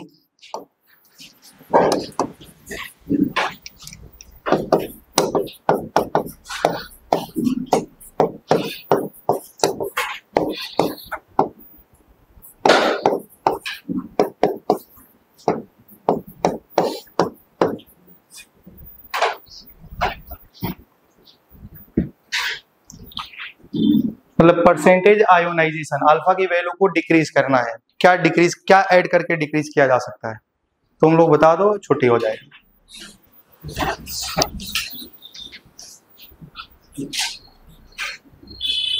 सही आंसर छुट्टी हो जाएगा, गलत होगा तो एक और क्वेश्चन करा दूंगा। H2SO4। तो चलिए नामों का 4 आंसर आया, और कितने स्टूडेंट जिनका 4 आंसर आ रहा, सी। आओ यहाँ में चेक करते हैं, यहाँ में देखो क्या भाई, आपको बताना है अल्फा, तो यहाँ में क्या लिखा है बताइए, HNO2। क्या लिखा है, HNO2। क्या आप समझ पा रहे हैं ना। और HNO2 में बताओ, यहाँ से तो आप जब तोड़ेंगे तो भाई क्या होगा, H+ और NO2-। और यहाँ में देखना ये कैसा है, तो आप बोलेंगे वीक इलेक्ट्रोलाइट। अरे भाई है ना, तो वीक इलेक्ट्रोलाइट है। तो बताइए SCN कैसा है, तो आप बोलेंगे वीक इलेक्ट्रोलाइट। NaOH कैसा है, स्ट्रॉन्ग इलेक्ट्रोलाइट। NaCl कैसा है, स्ट्रॉन्ग इलेक्ट्रोलाइट। और H2SO4 कैसा है, स्ट्रॉन्ग इलेक्ट्रोलाइट। क्या समझ पा रहे हैं क्या। तो बताओ अगर ये वीक इलेक्ट्रोलाइट है तो ऐड जो करना है वो स्ट्रॉन्ग इलेक्ट्रोलाइट करना पड़ेगा। अरे भाई करना पड़ेगा ना, या तो कॉमन आयन में हो या कॉमन आयन इफेक्ट में भी हम लोग स्ट्रॉन्ग के साथ में वीक या ओड आयन इफेक्ट में भी कॉमन वीक के साथ में स्ट्रॉन्ग ऐड करते हैं। तो अगर HNO2 कैसा है, वीक है, तो ऐड तो स्ट्रॉन्ग करना पड़ेगा, मतलब यहां से तो ए ऑप्शन नहीं होगा भाई। अच्छा आप थोड़ा सा ध्यान देना, अल्फा डिक्रीज कब होता है, कॉमन आयन इफेक्ट में। अरे भाई अल्फा डिक्रीज कब होता है, कॉमन आयन इफेक्ट में। और कॉमन आयन इफेक्ट में बताओ यहाँ में क्या मिल रहा है भाई, H+। तो H+ बताओ NaOH में क्या आपको H+ मिलेगा क्या, नहीं। क्या अगर NaOH को डालेंगे तो क्या हो जाएगा, अल्फा बढ़ जाएगा। अभी मैं बताऊंगा। क्या यहाँ में बताओ, वहां में H+ दिखाई दे रहा है और H+ किस में मिलेगा, फोर्थ में। भाई कॉमन आयन में ही ना अल्फा डिक्रीज हो जाता है, तो अल्फा को डिक्रीज ना करना था। अगर यही क्वेश्चन ध्यान देना, अगर HNO2 था भाई, ध्यान देना ध्यान, तो अगर मान लो यहाँ में मिला H+ और NO2-, लेकिन अगर यहाँ में आप NaOH डाल देंगे तो ये क्या होगा, स्ट्रॉन्ग इलेक्ट्रोलाइट, और ये क्या है, वीक इलेक्ट्रोलाइट। तो यहां से क्या मिलेगा भाई, Na+ और OH-। तो इससे क्या होगा, देखो H+ और OH-, ओड आयन इफेक्ट, तो जिससे क्या हो जाता है, अल्फा बढ़ जाता है। तो अगर आप NaOH डालते तो अल्फा बढ़ जाता। क्वेश्चन में पूछा है अल्फा कब कम होगा, अरे भाई कॉमन आयन इफेक्ट में ना अल्फा कम हो जाता है। और कॉमन आयन इफेक्ट का जो पहला कंडीशन है कि एक वीक दूसरा स्ट्रॉन्ग होना है, और दूसरा कंडीशन है कि दोनों में एटलीस्ट कॉमन आयन तो मिलना ही चाहिए।